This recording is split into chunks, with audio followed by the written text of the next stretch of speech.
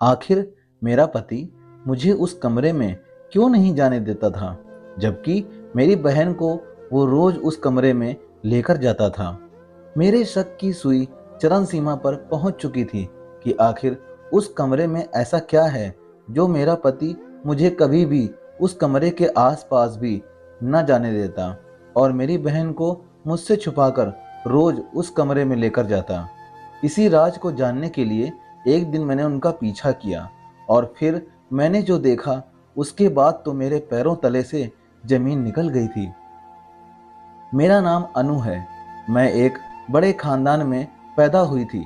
जमीन जायदाद होने की वजह से मुझे कभी भी किसी चीज के लिए तरसना नहीं पड़ा। अपने माँ पापा के हम दो बेटियां थीं। मेरी छोटी बहन रीमा काफी गुस्से वाली थी, लेकिन मैं कभी भी गुस्सा नहीं करती थी। शांत स्वभाव होने की वजह से पूरे घर में मैं सबकी लाडली थी। माँ पापा का भी विश्वास मुझ पर रीमा से ज़्यादा था। आज मेरे 12वीं कक्षा का परिणाम आया था, जिसमें मैंने पूरी कक्षा में टॉप किया था। घर में सब लोग मुझे बधाइयाँ दे रहे थे। माँ भी रसोई घर में सुबह से मेरी पसंद की सभी चीज़ें बनाने में लगी थी। पापा भी बाजार से मिठाई लेकर आए और आस पड़ोस में बंटवाई। पापा ने रीमा से कहा कि बेटा देखो, तुम भी अपनी बहन की तरह अच्छे से पढ़ाई करके हमारा नाम रोशन करना। रीमा कुछ भी ना बोली और वहां से उठकर चली गई। रीमा मुझसे एक कक्षा पीछे थी। मेरी स्कूलिंग हो चुकी थी। अब बात आई मुझे कॉलेज भेजने की। हमारे गांव के पास जितने भी शहर के कॉलेज लगते थे वो सभी अच्छे नहीं थे। पापा ने मुझे देहरादून भेजने की सोची, क्योंकि वहाँ अच्छा कॉलेज होने के साथ साथ लड़कियों का हॉस्टल भी था। कुछ दिन यूं ही निकले। उसके बाद मेरे देहरादून जाने का समय आ गया। पैकिंग होनी शुरू हो गई थी। माँ भी कुछ सूखा नाश्ता बनाने में लग गई जो मेरे साथ भेजने वाले थे। मैं रीमा का इंतजार करने लगी, क्योंकि वो स्कूल गई हुई थी। मुझे उससे बात करनी थी। कुछ देर बाद रीमा आ गई। जब उसने चाय नाश्ता कर लिया और फ्रेश हो गई तो मैं उसके कमरे में गई। मैंने रीमा से कहा कि रीमा, तुम मेरी छोटी बहन हो और इस घर की छोटी बेटी। तुम्हारा स्वभाव गुस्से वाला होने के साथ साथ तुम्हारा मन भी अभी ना समझ है। इसीलिए तुम पढ़ाई के सिवा किसी रास्ते पर मत भटकना। अच्छे से पढ़ाई करके हमारे पूरे गांव का नाम रोशन करना। रीमा ने आज मेरी बात बहुत गौर से सुनी है और बिना चिढ़ किए हाँ भी बोल दिया। मैं बहुत खुश थी कि रीमा भी अब मेरी बातों को समझने लगी है। मैं देहरादून के लिए निकल गई। पापा मेरे साथ गए थे, क्योंकि वहां पर मेरी सारी व्यवस्था खुद ना देख लें तब तक उनका मन कहाँ मानने वाला था। दरअसल देहरादून में मेरे माँ के पीहर से कोई अंकल रहते थे। उन्होंने मेरे लिए हॉस्टल और कॉलेज सब देख लिया था। खैर, कुछ घंटों के सफ़र के बाद हम लोग देहरादून पहुँचे। नए शहर में रहना और वो भी माँ पापा के बिना मुझे बहुत अजीब सा लग रहा था, क्योंकि आज तक मैं कभी भी माँ पापा से दूर नहीं रही थी। लेकिन अब पढ़ाई के लिए मुझे यहाँ आना ही था। पापा ने कॉलेज में मेरा दाखिला करवाया और कॉलेज के कुछ दूरी पर लड़कियों का हॉस्टल था। उसमें एक कमरे में मेरा सामान रखवाया। पापा कुछ पैसे मेरे हाथ में थमाते हुए बोले कि बेटा, कभी कोई ज़रूरत पड़े तो खरीद लेना और कोई दिक्कत हो तो तुरंत हमें फ़ोन कर देना। मैं पापा के गले मिलकर अपने कमरे में चली गई और पापा घर की ओर। मैंने अपना सामान कमरे में रखा और चाय बनाकर पीने लगी। मुझे घर की बहुत याद आ रही थी। यूं अनजान शहर में अकेले रहना मुझे बहुत मुश्किल लग रहा था। मेरी तो कोई सहेली भी नहीं बनी थी। खैर, दूसरे दिन मैं जल्दी जल्दी नहा धोकर तैयार हुई और कॉलेज के लिए निकल गई। मेरे हॉस्टल से थोड़ी ही दूरी पर मेरा कॉलेज होने की वजह से मैं पैदल ही चल पड़ी। आज मेरा पहला दिन था कॉलेज में। घबराहट के साथ साथ डर भी लग रहा था कि पता नहीं कैसे कैसे लोग होंगे। जैसे ही मैं कॉलेज में पहुंची, सब लोग मुझे ही देख रहे थे। नए विद्यार्थी तो बहुत से आए थे, लेकिन मुझे ही इस तरह से देखकर ये लोग हंस रहे थे। मैं समझ नहीं पा रही थी। तभी एक लड़की ने मुझसे आकर कहा कि आप ऐसे बहन जी जैसे कपड़े क्यों पहनते हो। अब मुझे समझ आ गया था कि ये लोग मुझे देखकर ऐसे हंस क्यों रहे हैं, क्योंकि पूरे कॉलेज में सिर्फ मैं ही थी जो सलवार सूट पहनकर गई थी। बाकी सब ने जीन्स पहनी हुई थी। मुझे अपने कपड़ों पर बिल्कुल शर्म नहीं आई, क्योंकि मेरे माँ पापा मुझे बचपन से यही पहनाते आ रहे थे। मैं उन सब पर ध्यान न देते हुए अपनी क्लास में चली गई। कॉलेज खत्म होने के बाद मैं अपने हॉस्टल चली गई। मुझे बहुत बुरा लग रहा था कि ये क्या तरीका हुआ। लोग वहाँ पढ़ने आते हैं या अपने कपड़े दिखाने। तभी मैंने चाय की चुस्कियों के साथ अपना गुस्सा शांत किया। तभी मेरे मोबाइल की घंटी बजती है। देखा तो पापा का कॉल था। पापा से कुछ देर बात करने के बाद माँ से भी बात की और थोड़ी देर बाद फ़ोन रख दिया। अब मैं पढ़ाई करने बैठ गई। पढ़ाई में इतनी खो गई कि समय का पता ही नहीं चला। ऐसे ही दिन निकलते गए। एक दिन हमारे हॉस्टल की मालकिन मेरे कमरे में आई और मुझसे कहा कि अपना सामान एक साइड रख लो। मैं कुछ समझी नहीं थी। फिर उन्होंने कहा कि हॉस्टल में कुछ और लड़कियां आने की वजह से 2 लड़कियों को एक ही रूम में शिफ्ट कर रहे हैं। मैं बहुत खुश हो गई कि अच्छा ही है, इसी बहाने मेरी कोई सहेली बन जाएगी जिसकी वजह से मेरा भी मन लगा रहेगा। मैं जल्दी जल्दी अपना सामान एक साइड करने लगी। थोड़ी देर बाद एक लड़की कमरे में आई और अपना सामान रखने लगी। मैंने उनसे उनका नाम पूछा तो उन्होंने अपना नाम स्नेहा बताया। थोड़ी देर बाद हम दोनों आपस में बातें करते करते एक दूसरे की सहेली बन गई। वो भी उसी कॉलेज में दाखिला लेकर आई थी जिसमें मेरा दाखिला हुआ था, लेकिन वो मेरी क्लासमेट नहीं थी। खैर, कुछ दिन यूं ही निकले। मैंने देखा कि स्नेहा छुप कर रात को हॉस्टल से बाहर जाती है और लेट तक वापस आती है। मैंने उससे पूछा कि आप ऐसे कहाँ जाती हैं, तो वो बोली कि कुछ नहीं, बस यूं ही दोस्तों के साथ घूमने फिरने निकल जाती हूँ। मुझे बहुत अजीब सा लगा। 2-4 दिन निकलने के बाद मैंने देखा कि स्नेहा इंजेक्शन लगा रही है। मुझे घबराहट सी होने लगी कि ये लड़की ठीक नहीं है और मैं इसकी रूममेट भी हूँ, कहीं कोई समस्या ना हो जाए। मैंने उससे पूछा कि क्या है ये सब, तो वो कहने लगी कि कुछ नहीं है, इससे बहुत अच्छा फील होता है, बस कभी कभार शौक के तौर पर करती हूँ। मैं मन ही मन सोच रही थी कि आखिर ये कैसा शौक है जो ऐसे इंजेक्शन लगाकर नशा करती है। खैर, मैंने सोचा कि मेरा क्या जाता है, मैंने उस पर ध्यान देना बंद कर दिया। एक दिन स्नेहा के माँ पापा उससे मिलने के लिए आए। कमरे में मैं उसके पास ही बैठी थी। तभी उसके माँ पापा ने दस्तक दी। उन लोगों ने कुछ देर तक स्नेहा से बातें की और एक थैला स्नेहा को दिया जिसमें काजू बादाम जैसी कीमती और फायदेमंद चीजें थीं। स्नेहा की माँ कहने लगी कि हमारी बेटी इतनी पढ़ाई करती है, इसलिए हम लोगों ने सोचा कि कहीं तुम कमज़ोर न पड़ जाओ, इसलिए तुम्हारे लिए ये सब लेकर आए। दोस्तों, अगर मेरा चैनल देख रहे हो तो प्लीज़ सब्सक्राइब जरूर कर देना। स्नेहा के पापा ने स्नेहा को पैसे दिए और कहा कि अच्छे से पढ़ाई करो बेटा। फिर वो लोग चले गए। मुझे मन ही मन बहुत दुख हो रहा था कि इतना प्यार करने वाले माँ पापा को स्नेहा धोखा दे रही थी, उनकी उम्मीदों को तोड़े जा रही थी। मैंने इस बारे में स्नेहा से बात की। तभी उसने मुझसे कहा कि तुम अपने काम से काम रखो। उसके बाद मैंने स्नेहा से कभी बात नहीं की। आखिर करूं भी क्यों, मेरा क्या जाता है जब ये खुद ही कुछ नहीं समझती है। कुछ दिन बाद कॉलेज की छुट्टियां शुरू हो गईं। मैं भी अपना सामान बांधने लगी क्योंकि पापा मुझे लेने आ रहे थे। कुछ देर बाद मैं पापा के साथ घर चली गई। घर जाने के बाद सब लोगों ने मुझे ऐसे घेर लिया जैसे मानो मैं इतने सालों से उनसे ना मिली हूँ।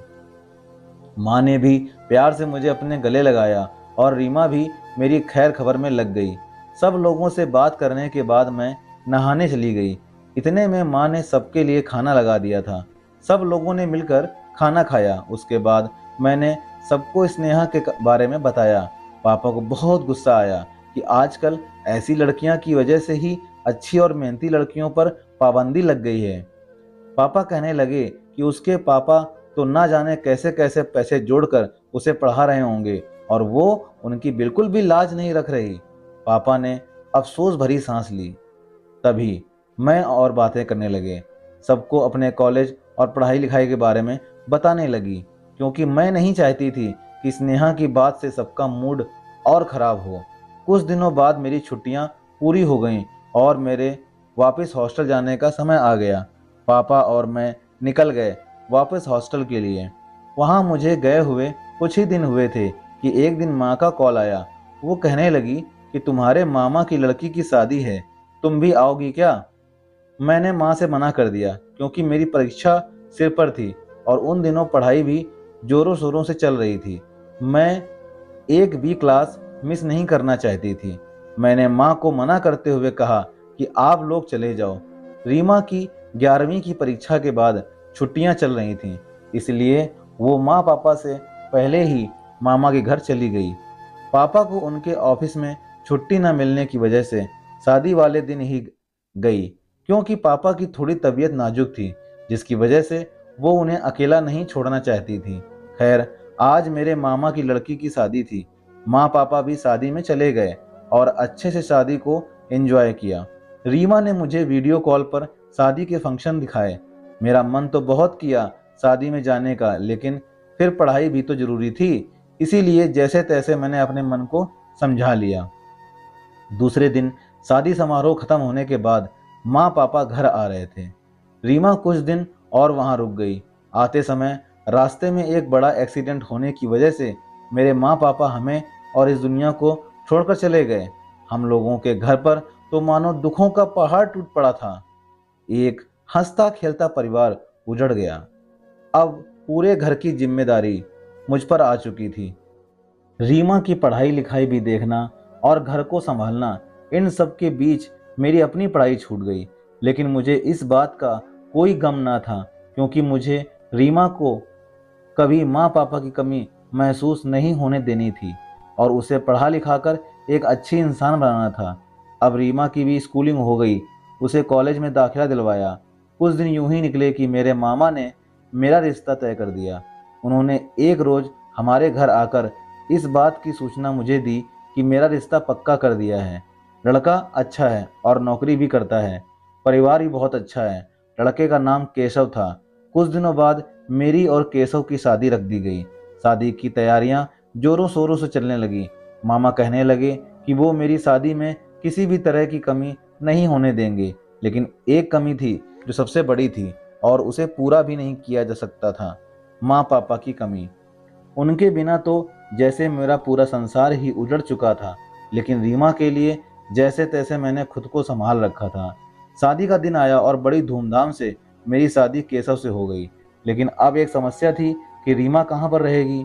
मामा ने रीमा को अपने पास रखने का फैसला किया, लेकिन वहाँ दूर दूर तक कोई पढ़ाई लिखाई की व्यवस्था नहीं थी, जिसकी वजह से रीमा की पढ़ाई छूटने का खतरा था।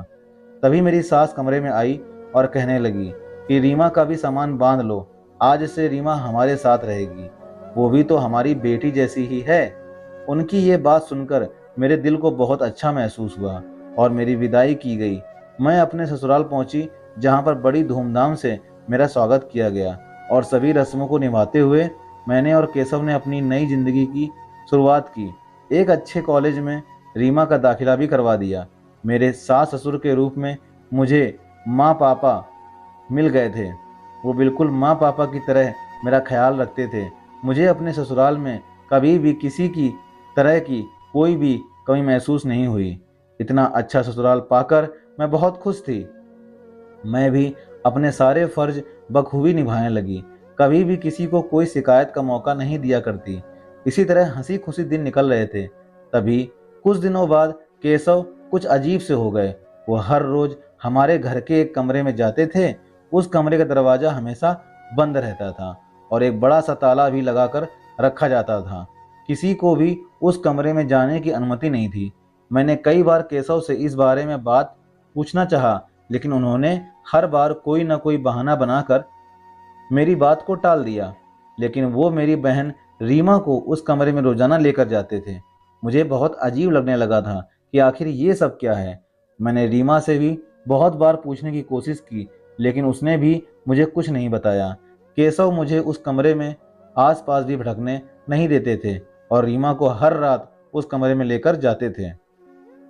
अब तो मेरे शक की सुई चरम सीमा पर पहुंच चुकी थी।